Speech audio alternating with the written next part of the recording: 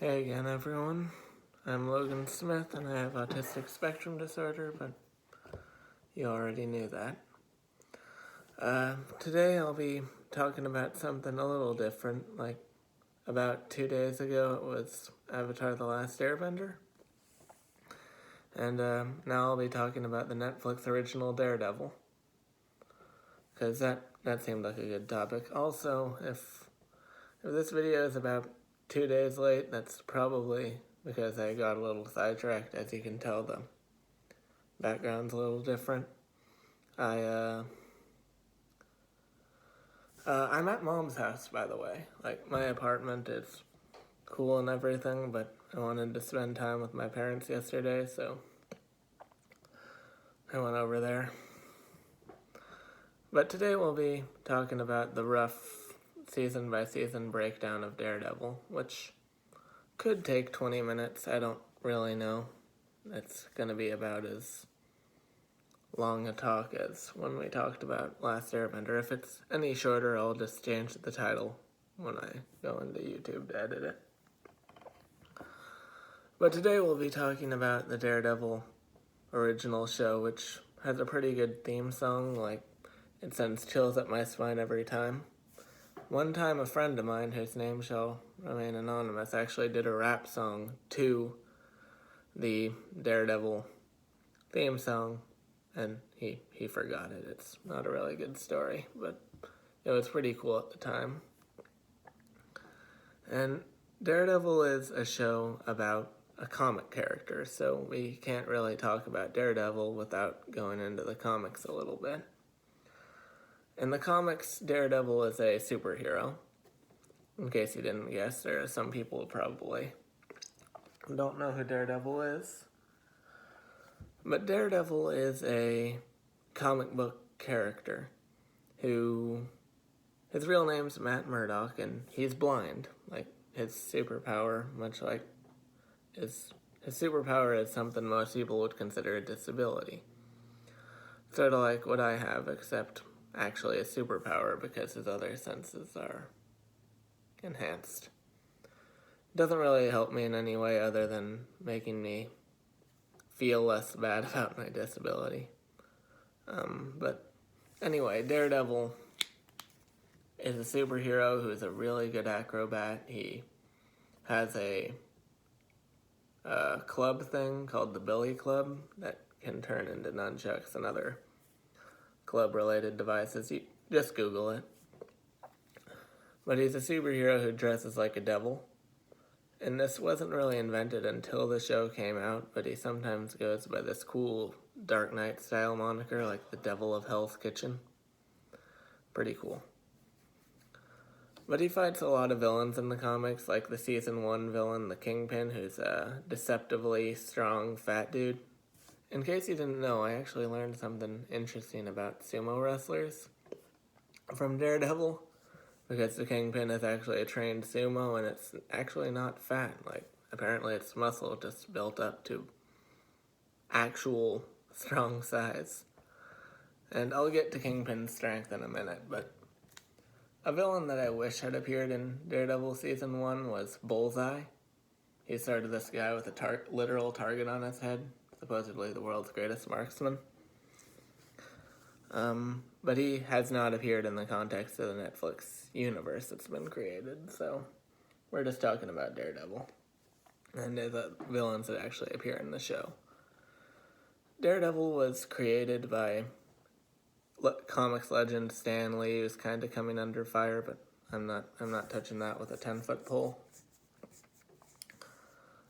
He was created by writer Stan Lee and an artist named Bill Everett. Like, Jack Kirby had helped work with Stan Lee before on things like X-Men and Iron Man and the Hulk, and most famously the Fantastic Four. But Bill Everett was an artist who actually worked with Stan Lee on Daredevil, though I will be the first to admit Jack Kirby had a, to this day, unknown level of input on Daredevil. But for the purpose of this argument, I'll just be talking about Stan Lee, Bill Everett, and perhaps the most influential Daredevil writer of all, Frank Miller. Now, the Netflix show more closely resembles a combination of Stan Lee and Frank Miller's run, because Frank Miller had a really stellar run at Daredevil that kind of helped. It helped make Daredevil an actual part of the world that was around him, the Marvel Universe. Because he wasn't a very known character. And he had a run throughout the 60s and 70s, but he actually did better than X-Men. Because the X-Men were actually originally a failure in the 60s, but then they were brought back in the 70s with new characters like Wolverine and Nightcrawler. But back to Daredevil. Daredevil, the show was based primarily on Frank Miller's run at Daredevil, especially Season 2, which was based on the Elektra saga, which I'll get to in a minute. Season 1 mostly focuses on Matt Murdock before he gets the devil costume. Like, he's just... Basically, in the Daredevil show, he dresses up in this sort of black spandex suit. It's not quite the devil costume yet, like with the horns and the symbol. And honestly, he doesn't even have the billy club yet. He actually has what are called eskrima sticks, which are like 2 batons. And, yeah, he fights eskrima. And he's actually a pretty good martial artist, because we find out in the middle of Season 1 he was trained by a ninja named Stick, who is also blind. That happened in the comics too, although Stick wasn't introduced until Frank Miller's run. Until then, we sort of thought Daredevil trained himself. I think it's a lot more believable that a man actually trains him. Or a woman, I'm not. I think that's a possibility. But basically, Daredevil, he fights this enemy named the Kingpin throughout Season 1.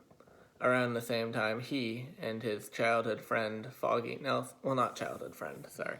His law partner, Foggy Nelson.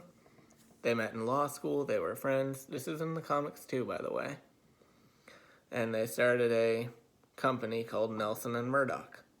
Because Foggy's Nelson, Matt Murdock. And Matt, the cool thing about him is he's a human lie detector, because he has enhanced hearing. So he can detect when people are lying. But I think it's about time we address why Matt is blind, because he was blinded in the comics by radioactive waste. And in the show, they haven't really come up with any good ideas, so yeah, an unknown waste blinded him. But it also enhanced his other senses, and later, we find all this out in Season 1, but it happens in the comics too. Apparently, Matt Murdock's dad, Jack Murdock, was a boxer. And slow down, because Jack didn't actually teach Matt how to box. He always wanted Matt to go to school and learn to be a better person than he was. But Jack starts working for this guy who wants him to throw a fight. And Jack reluctantly agrees, but Matt, who's blind now, overheard it. And in the comics it's a little different, but in the show, Jack wins the fight and has a significant double cross. Think like a Pulp Fiction where Bruce Willis doesn't throw the fight and gets significantly more money. In the comics, Jack was going to lose the fight, but saw his son cheering him in the audience, so he won the fight with all his might. So same outcome, but different means. But this isn't a Bruce Willis Pulp Fiction story, because Jack died. Yeah, he was killed. But on the bright side, the mob guys couldn't touch his money, and Matt used that money to pay for law school. Silver lining. Aside from the whole death thing. But Season 1 is primarily focused on Daredevil just opening his law firm, Nelson and Murdoch. And the series opens with him beginning his vigilante crusade. He doesn't really have a name, he's just a guy beating up criminals. The second episode alone has one of the best choreographed scenes I've ever seen on television. I like it when things are story and not style over substance, but I got enough context for that stylized battle that Just Google it, Marvel hallway fight, and season 1, and you'll love it. But Daredevil meets a few people along the way, including Karen Page, who becomes his secretary. In the comics, she pretty much just interviewed and got the job, but in the show, she was actually a client first because she was framed for a murder she didn't commit. The Nelson and Murdoch guys exonerated her, and she became their secretary. Kinda sweet. But anyway, Matt Murdock learns that all these criminal activities that are happening, like Karen Page's framing, are the result of a man named Wilson Fisk, aka the Kingpin, the fat guy, the sumo. At one point, when we actually first see Wilson Fisk, we understand why he's a formidable threat, because he brutally slams a guy's head into a car door. So it's not pretty. He takes the guy's head off with a car door. He's strong, but it's scary. I should actually probably have put this disclaimer at the beginning, but Daredevil is not for the faint of heart. It's pretty brutal. A lot more brutal than other Marvel properties, but basically Daredevil kind of is framed for murders he didn't commit, I think, at some point in the middle of season 1. But through hard work and determination and the help of his law firm's investigations, they inevitably defeat Kingpin and... spoiler alert. Like I said, this is a summary, just like The Last Airbender, so expect spoilers ahead. Should have said that before. The Last Airbender... Daredevil. Daredevil defeats Kingpin, but not before he gets an awesome suit that looks closer to his comic suit. And a pimped-out billy club. He gets this from a former employee of Fisk's who was kind of bribed. So that's cool. Daredevil got a new suit, and now he defends the area of New York called Hell's Kitchen. How fitting. But he continues his law firm, and throughout the first season, Foggy and Karen Page kind of had this thing going on, but it never really developed. And Foggy also found out Matt was Daredevil, and was shocked because he always thought Matt was blind and helpless, which he is blind, but not helpless. They eventually reconcile and continue the law firm, at least until season 2. And, that happens. Basically, it goes on. Season 2 is a slightly different adversary, the Punisher, who I'm sure most Marvel fans know about. A guy with a skull on his chest who shoots up places and claims not to kill innocent people. Very brutal vigilante, lost his family after coming home from war. But he fights the Punisher for the first half of season 2.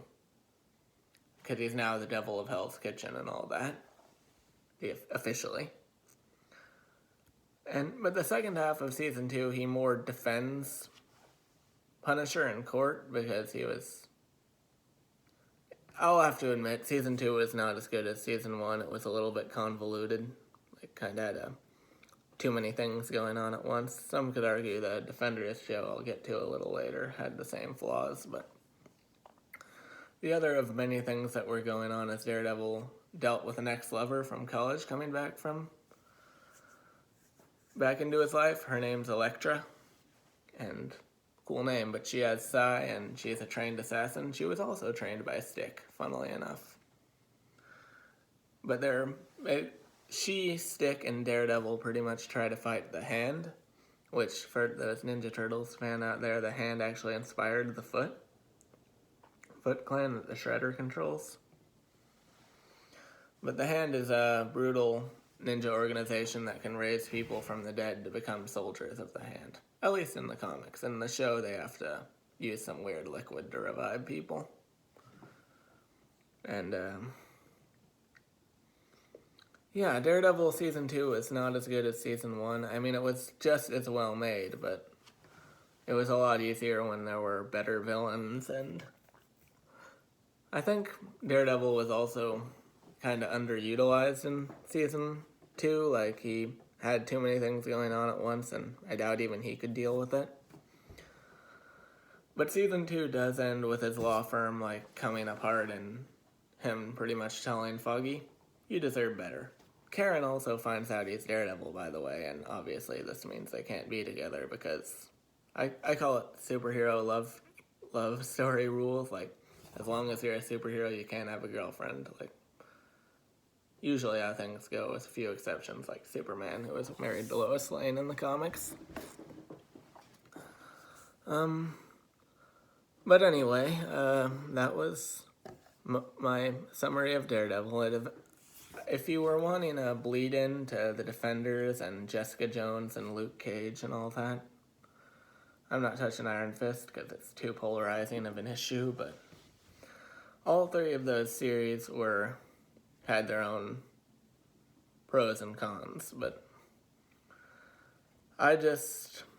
Daredevil will always have a place in my heart because it was the original of those Marvel Netflix shows that are in the same universe. That being said, Jessica Jones did blow me away. Like, I was really surprised by how good it was. I liked the strong female character, I liked the villain, and I liked everything. The whole Marvel movie universe kind of has a villain problem, but ultimately, I wouldn't have the Marvel Netflix villains any other way. Like, it is really impressive. All too impressive. It says something about Marvel Studios that the Netflix villains are a lot better than the show. But anyway, our time is coming to an end, and I thank you for listening to my autistic ideas on Daredevil, the Netflix show. And as you can see, I'm at Mom's house. I was hanging out here last night, and I'll probably leave in a few hours to go back to my apartment. And also, Deadpool shirt. I'm not advertising anything, but I might do a talk on Deadpool a little later. If you want it, you can comment. But yeah, please like or subscribe to my YouTube channel, and you already knew it, but I'm Logan Smith. I have autistic spectrum disorder, and I'm a filmmaker.